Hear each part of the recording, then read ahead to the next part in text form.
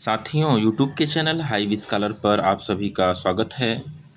रोज की भांति आज भी हम जीके जीएस यूपीएसआई स्पेशल प्रश्नों को लेकर के आपके समक्ष प्रस्तुत हैं और ये जो भी महत्वपूर्ण है आपकी परीक्षा के लिए, परीक्षा में आने वाले प्रश्न को हमने शामिल किया है। तो आइए देखते हैं आज के महत्वपूर्ण प्रश्नों की श्रृंखला का पहला प्रश्न। पहला प्रश्न है, हाल ही में प्रवासी बच्चों को शिक्षित करने के लिए ज्योति योजना किसने प्रारंभ की? ए विकल्प दिया हुआ है गुजरात, बी दिया हुआ है केरल, सी दिया हुआ है गोवा और डी दिया हुआ है गुजरात। तो पहले प्रश्न के सही उत्तर की अगर हम लोग बात करेंगे तो ज्योति योजना की शुरुआत केरल के द्वारा किया गया है, अतः हमारा बी विकल्प सही होगा।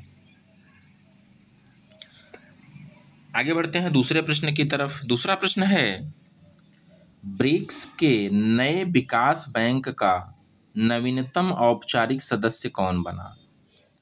ए विकल्प दिया हुआ है अल्जीरिया, बी दिया हुआ है तुर्की, सी दिया हुआ है यूक्रेन और डी दिया हुआ है इजराइल। तो ब्रिक्स के नए विकास बैंक का नवीनतम औपचारिक सदस्य जो बनने वाला देश है वो अल्जीरिया है, अतः हमारा ए विकल्प सही होगा। आइए आगे बढ़ते हैं तीसरे प्रश्न की तरफ और तीसरा प्रश्न हमारे स्क्रीन पर आ चुका है। फिरोज शाह तुगलक द्वारा स्थापित दारुल शाफा क्या है? दारुल शाफा के बारे में पूछा जा रहा है कि दारुल शाफा क्या है।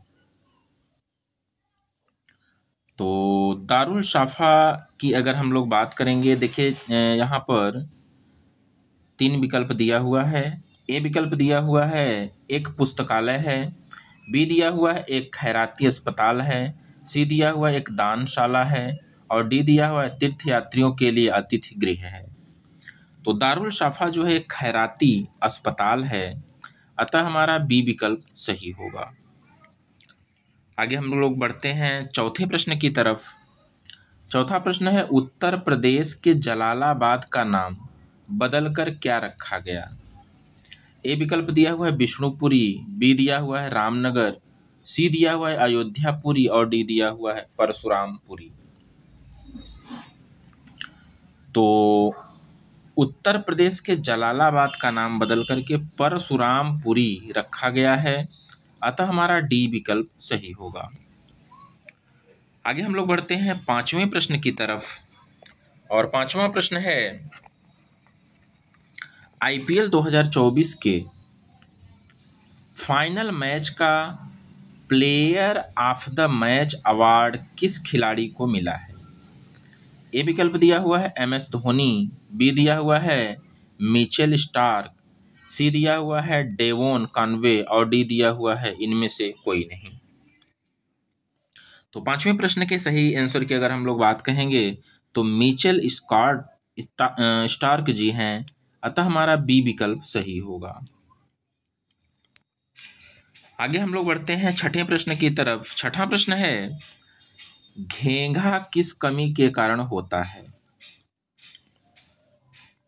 ए दिया हुआ है आयोडीन, बी दिया हुआ है स्टार्च, सी दिया हुआ है सल्फर और डी दिया हुआ है कैल्शियम। तो घेंघा एक गले का रोग होता है जो कि आयोडीन की कमी से होता है, अतः हमारा ए विकल्प सही होगा। आगे बढ़ते हैं हम लोग सातवें प्रश्न की तरफ।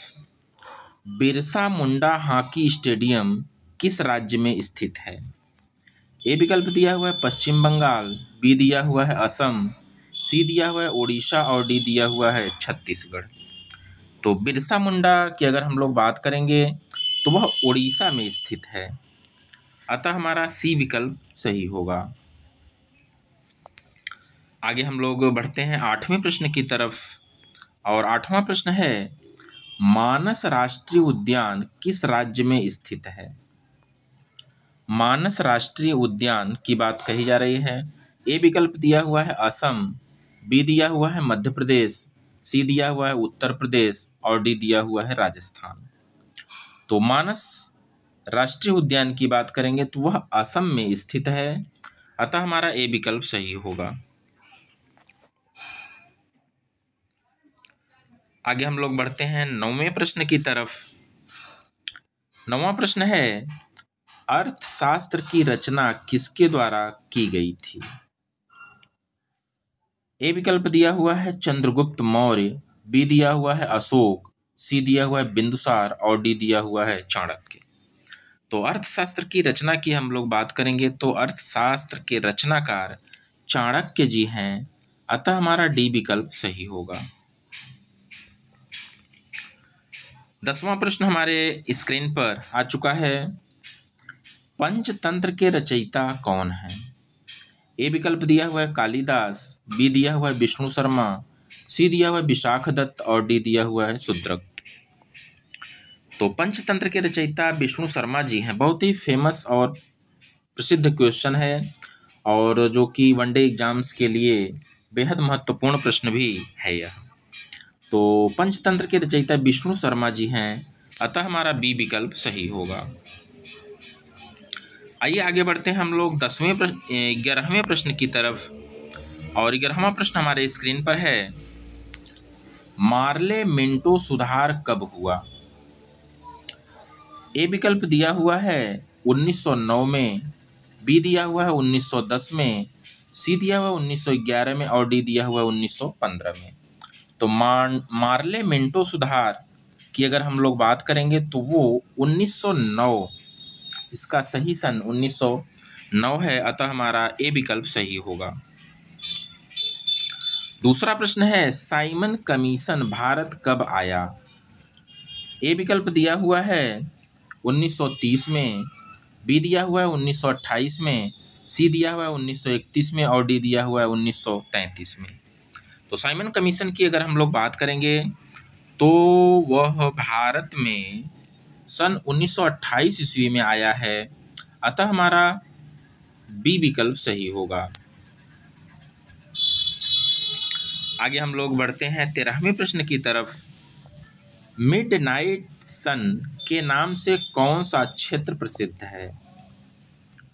मिडनाइट सन के नाम से कौन सा क्षेत्र प्रसिद्ध है? ए है नॉर्वे, बी है स्वीडन, सी है फिनलैंड और डी है आइसलैंड। तो मिडनाइट सन के नाम से जाना जाने वाला नॉर्वे है, अतः हमारा ए विकल्प सही होगा। आगे बढ़ते हैं हम लोग 14वें प्रश्न की तरफ। 30 अगस्त 2025 को भारत ने किस देश के साथ 15वां वार्षिक शिखर सम्मेलन किया है? ए विकल्प दिया हुआ है ब्रिटेन, बी दिया हुआ है ऑस्ट्रेलिया, सी दिया हुआ है अमेरिका और डी दिया हुआ है जापान। तो इसके सही आंसर की अगर हम लोग बात करेंगे तो वो जापान है, अतः हमारा डी विकल्प सही होगा। आगे हम लोग बढ़ते हैं 15वें प्रश्न की तरफ। 15वां प्रश्न हमारे स्क्रीन पर आ चुका है, चंद्रयान 5 भारत और किस देश का संयुक्त मिशन है? ए विकल्प है जापान, बी है फ्रांस, सी है रूस और डी है इनमें से कोई नहीं। तो चंद्रयान 5 जो है भारत और किस देश का मिशन है? तो इनमें से कोई भी नहीं है, अतः हमारा डी विकल्प सही होगा। आगे हम लोग बढ़ते हैं 16वें प्रश्न की तरफ। भारत में कितने प्रतिशत जनसंख्या गांवों में निवास करती है? ए विकल्प दिया हुआ है 65.5%, बी दिया हुआ है 68.84%, सी दिया हुआ है 66.7% और डी दिया हुआ है 55.84%। तो गाँव में निवास करने वाली जो जनसंख्या का प्रतिशत है 68.84% है। 17वां प्रश्न है, भारत का मुद्रा कोड क्या है? ए है IND, बी है RU, सी है RUP और डी है INR। तो 17वें प्रश्न के सही उत्तर की बात करेंगे तो भारत का जो मुद्रा कोड है वह INR है, अतः हमारा डी विकल्प सही होगा।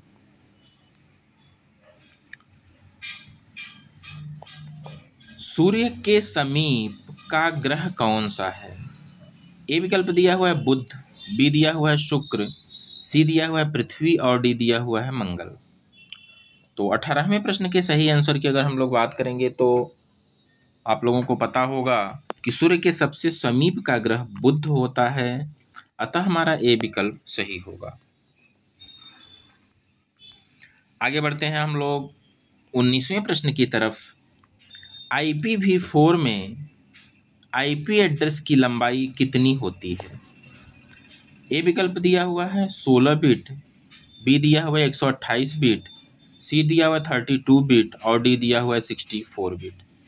तो IPv4 में जो IP एड्रेस की लंबाई होती है वो 32 बिट होती है, 32 बिट होती है।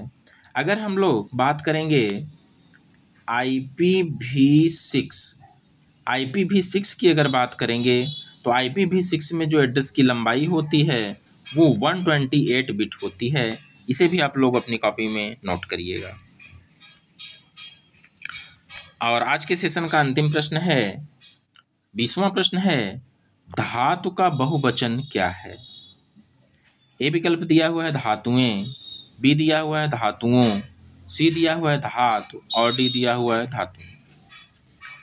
तो धातु का बहुवचन जो होता है वो धातुएं होता है, अतः हमारा ए विकल्प सही होगा।